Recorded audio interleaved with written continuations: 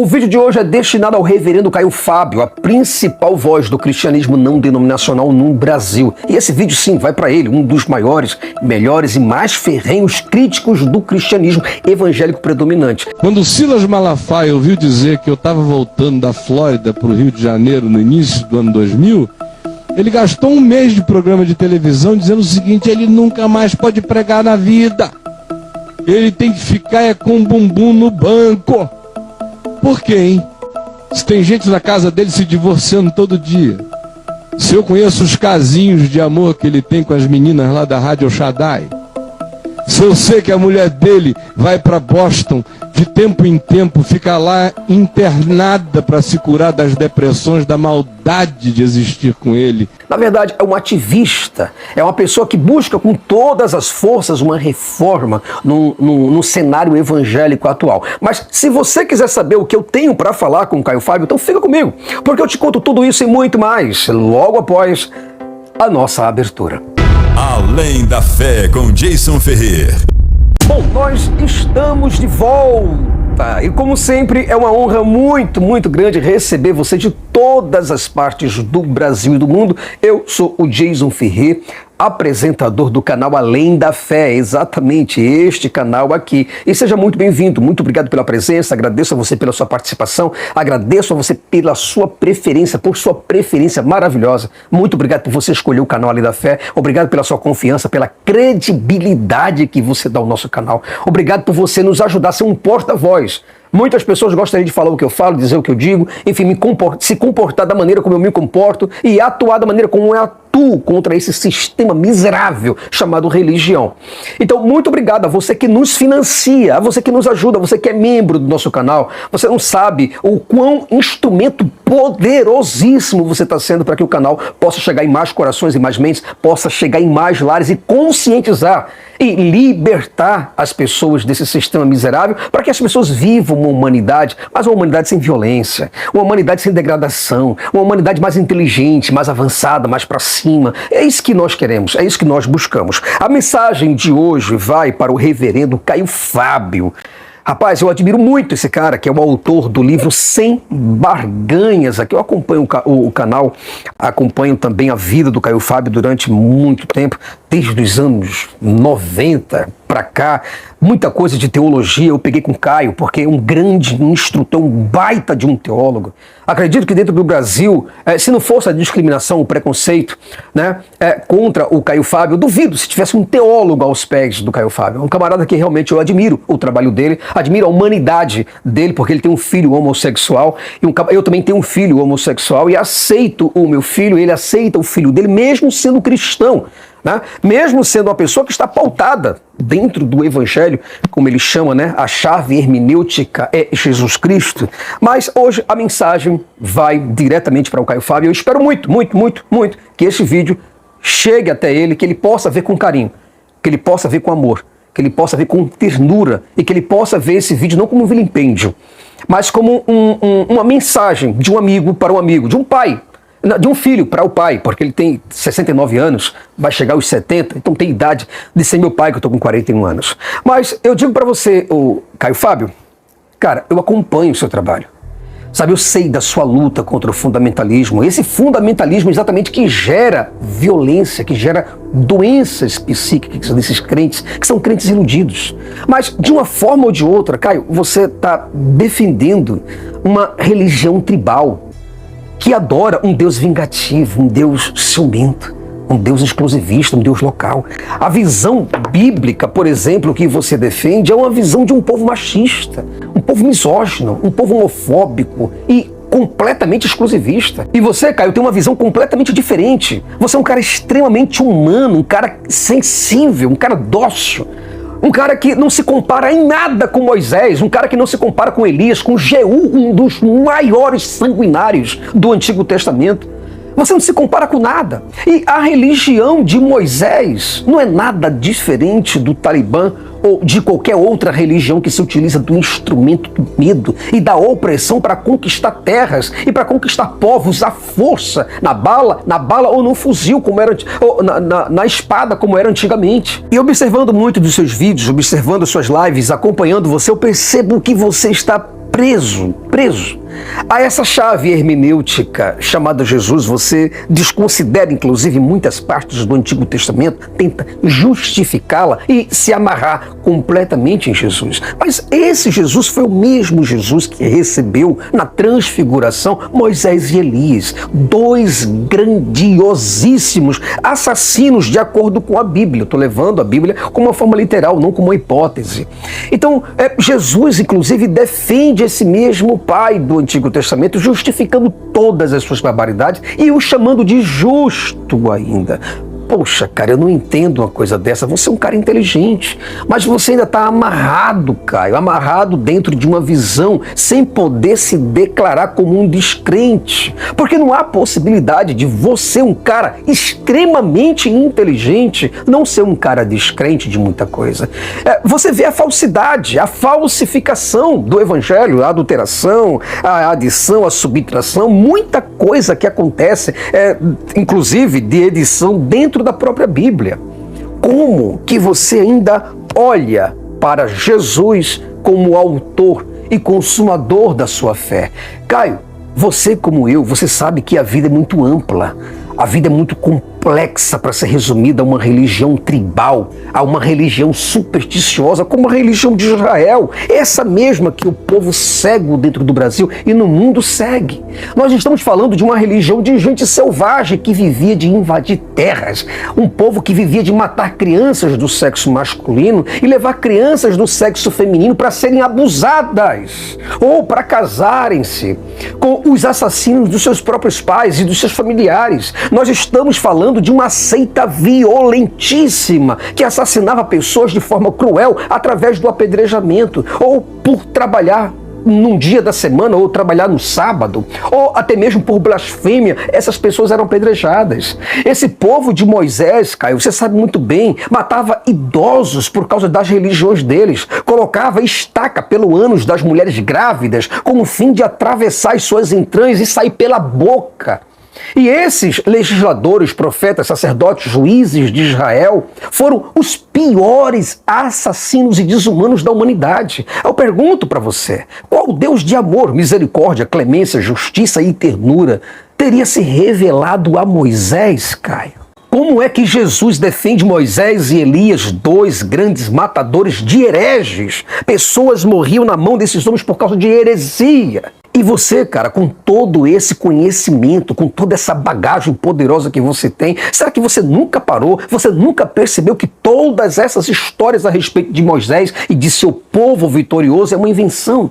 É uma ufania, é o resultado de um nacionalismo completamente extravasado, de um patriotismo exacerbado, de uma crendice exclusivista, separatista, uma política teonomista, ultraconservadora e teocrática. Você nunca percebeu isso? Se você olha para a religião, para o comportamento dos líderes do Talibã, você vê o povo de Moisés do mesmo jeito ou pior. Não há diferença alguma. E você vê que muitos crentes de hoje são crentes completamente obcecados, crentes iludidos, enganados, doentes, fanáticos e fundamentalistas. Isso tudo por causa de quê? Por causa de Bíblia, por causa de livros sagrados. Eu não sei se você já fez essa avaliação psicológica, sociológica, antropológica e religiosa, e você viu, você percebeu que esses crentes sempre desejaram e até hoje desejam a todo custo criar um governo dentro do Brasil e no mundo onde a sociedade será governada pela lei divina ou pela suposta palavra de Deus. Aquelas mesmas leis vividas na época de Moisés, onde não havia justiça, onde os hereges eram exterminados, onde as bruxas eram caçadas, onde as pessoas perdiam as suas cidadanias, onde atos de adultério, fornicação, feitiçaria, idolatria e ensinos e costumes diferentes eram punidos com morte. Caio, que Deus é esse? Me fala, por gentileza. Você acredita mesmo que esse Deus se revelou e se relacionou com grandiosíssimos assassinos, terroristas e fundamentalistas, como, por exemplo, Moisés e Elias e outros grandes por ali? Caio, muitas pessoas são como Nicodemos. Por mais que falemos, por mais que mostremos, por mais que façamos alusões, por mais que criamos hipóteses, elas não entendem o que nós falamos. Eu sei que você entende, mas será que você não entende que nada do que foi escrito no Antigo Testamento, no Novo Testamento, foram endereçados para nós, mas para o povo de Israel? Foi endereçado para os apóstolos ou para a igreja primitiva do primeiro século. Jesus, por exemplo, ele não destinou uma única palavra para nós, para o nosso século, para a nossa geração, mas para os discípulos. E nada do que nós pedimos a Jesus, nós somos atendidos. Nada do que pedimos a Jesus em oração, mesmo acreditando e depositando toda a fé, nós recebemos. Nós batemos e a porta não se abre. Nós buscamos e nós não achamos. Nós pedimos e não somos atendidos. Nós apresentamos a Deus, a esse Deus de Israel, a Jesus, ao Espírito Santo, os nossos dilemas, as nossas necessidades, os nossos problemas, as nossas dores e as nossas dificuldades. E o que nós recebemos em resposta? Nada. O silêncio, o vazio, a confusão. Então eu pergunto, como que isso aqui funciona? Aí diz, não, tem que ter o olhar do Espírito, tem que ter o discernimento do Espírito. Que discernimento é esse? Por favor, Jesus, por exemplo, ele afirmou que nós valemos mais do que as aves. No entanto, muitos de nós não temos sequer o básico para vivermos. E cadê a intervenção de Jesus? Ele prometeu isso. Jesus disse para o grande público, no seu Sermão da Montanha, que o Pai do céu cuida de nós. Nos envia comida, bebida, nos envia vestes, suporte e nos protege do mal. Mas onde está esse Deus na prática? Onde está esse Deus além das histórias, além dos papéis, além das convicções? Onde que está esse Deus na prática? E é evidente, Caio Fábio, que na prática, meu amigo, você não consegue mostrar a intervenção desse Deus diante de tantos dilemas, diante de tantos problemas que ele mesmo disse que resolveria. Jesus, por exemplo, afirmou, prometeu e garantiu aos seus discípulos que voltaria, ainda quando esses estivessem vivos, tivessem carne e osso, mas ele não voltou, Caio. Ele garantiu para os seus discípulos que aquele que perseverasse até o fim das eras, ou seja, suportasse a tribulação até a sua volta, seria recompensado. E ele não voltou. Um grande exemplo que eu quero trazer para você, Caio, é o autor do Apocalipse, João. Ele estava completamente pressionado pelo público da sua época, então, surtando, já pressionadíssimo, ele teve que inventar o Apocalipse. Ele teve que dizer em carta que teve uma visão da volta iminente de Jesus. Tudo isso para que as igrejas da Ásia, no caso as 7 igrejas da Ásia, tivessem um pouco mais de esperança e confiasse nas promessas de Jesus quanto ao seu retorno visível nos ares e com os seus anjos para trazer recompensas aos justos e injustos. João e os demais escritores de todas as cartas do Novo Testamento afirmaram categoricamente que Jesus voltaria e que a sua vinda seria rápida, seria logo, breve, veloz, instantânea, seria ligeira, depressa, porque ele já estava às portas. Eu pergunto para você, Caio, cadê Jesus Cristo? Ele ressuscitou e sumiu, desapareceu. É isso que aconteceu? Cadê Jesus nos nossos dias, Caio?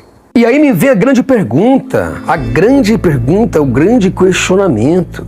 Como o Senhor, o homem da sua idade, o homem completamente inteligente e vivido, ainda abre a Bíblia para defender essas histórias insanas, para defender a história do povo de Israel, para defender as palavras de Jesus. E eu gostaria que o Senhor olhasse aqui para dentro dos meus olhos com toda a sinceridade e franqueza que o Senhor tem.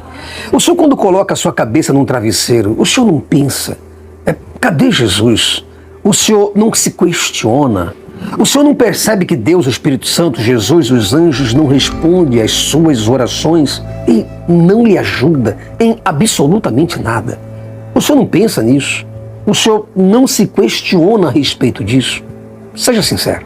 Sinceramente, eu me recuso a acreditar que o Senhor não tenha percebido até agora que o Evangelho é somente uma esperança mentirosa.